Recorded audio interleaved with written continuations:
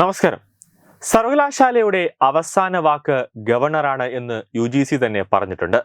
അതുകൊണ്ട് തന്നെ ഉന്നത വിദ്യാഭ്യാസ മന്ത്രിക്കോ മുഖ്യമന്ത്രിക്കോ സർവകലാശാലയുടെ കാര്യത്തിൽ ഒരു അന്തിമ തീരുമാനം കൈക്കൊള്ളാൻ സാധിക്കില്ല എന്നാണ് യാഥാർത്ഥ്യം.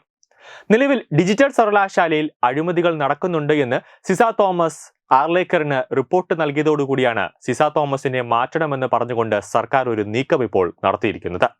വ്യാപകമായ അഴിമതിയിൽ മുങ്ങിക്കുളിച്ചു നിൽക്കുന്ന ഡിജിറ്റൽ സർവകലാശാലയെക്കുറിച്ച് അന്വേഷണം നടത്താൻ രാജ്ഭവൻ ഔദ്യോഗികമായി തന്നെ DGPക്കും AGക്കും റിപ്പോർട്ട് നൽകിയിട്ടുണ്ട്.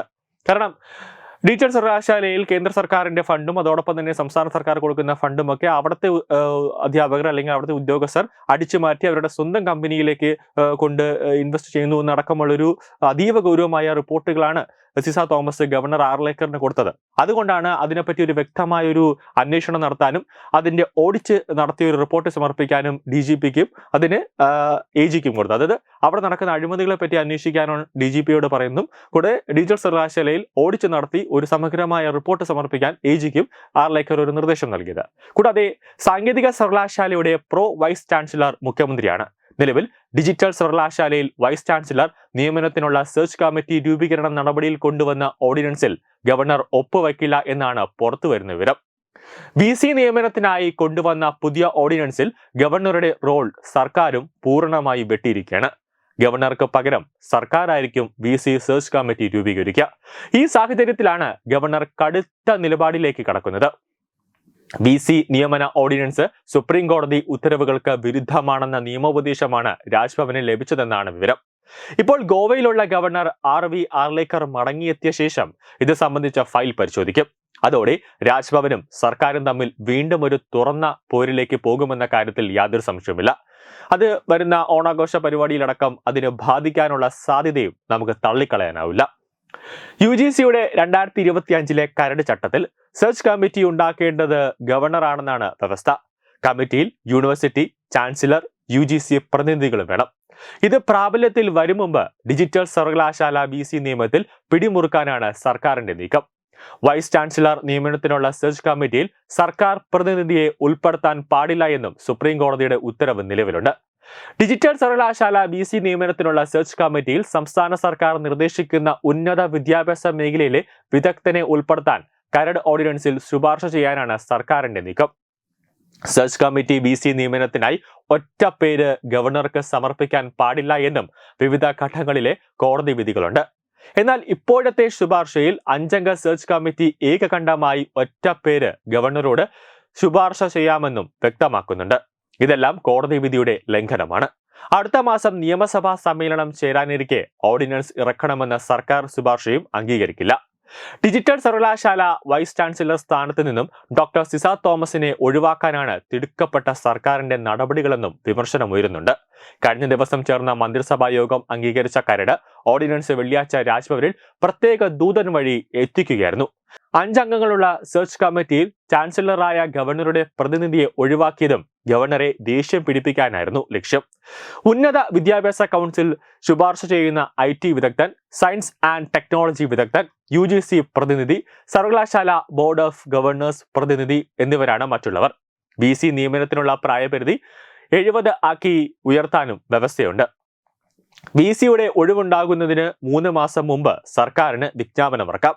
സമിതി ഭൂരിപക്ഷ അഭിപ്രായ പ്രകാരം പേര് ഗവർണർക്ക് നൽകണം. ഗവൺമെന്റ് നിർദ്ദേശിക്കുന്ന പാനലിലുള്ള ഒരാളെ മാത്രമേ VC ആയി ഗവർണർക്ക് നിയമിക്കാനാകൂ എന്നാണ് ഓർഡിനൻസിലൂടെ സർക്കാർ ലക്ഷ്യമിടുന്നത്.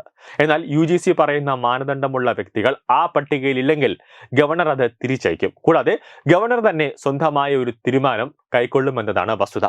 മൊത്തത്തിൽ സർവകലാശാലയിൽ ഇപ്പോൾ സംഭവിക്കുന്നത് ഒരു പ്രധാനപ്പെട്ട കാര്യം, ഗവർണർ ഒരു കാര്യത്തിലും ഇടപെടാൻ പാടില്ല. അതായത് പിണറായി എന്ത് പറയുന്നു അല്ലെങ്കിൽ ഉന്നത വിദ്യാഭ്യാസ മന്ത്രി ബിന്ദു എന്ത് പറയുന്നു അതുപോലെ ഗവർണർ ഒരു കളിപ്പാവയായിട്ട് ഗവർണർ അവിടെ നിന്നാൽ പിണറായി വിജയനും അതോടൊപ്പം തന്നെ ബിന്ദുവിനും കൊള്ളാം എന്നാണ് സർക്കാരിന്റെ ഒരു മനസ്സിലിരിപ്പ്.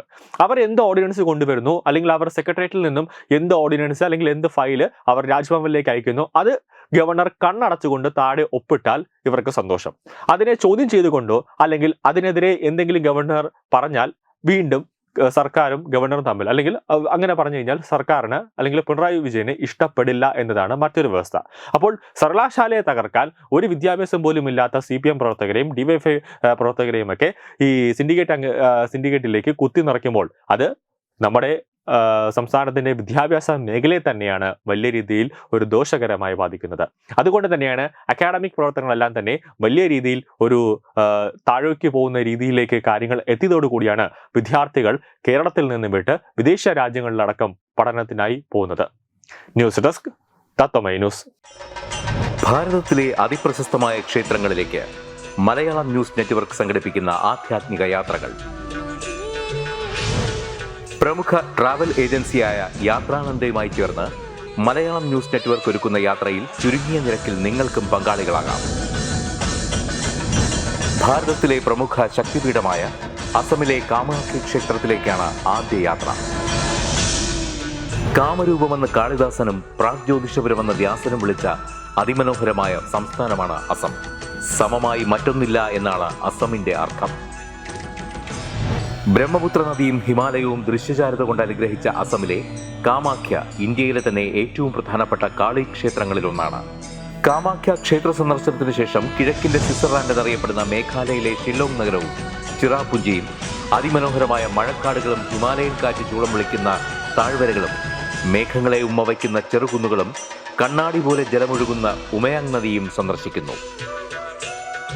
ജീവിതത്തിൽ ഒരിക്കലെങ്കിലും കണ്ടിരിക്കേണ്ട ഈ അത്ഭുത ലോകത്തിലേക്ക് നിങ്ങളെ സ്വാഗതം ചെയ്യുന്നു.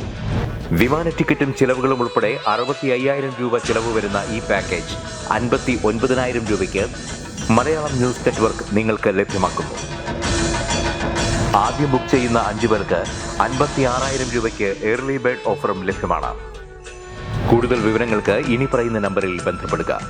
8089001200 അല്ലെങ്കിൽ 7736549234.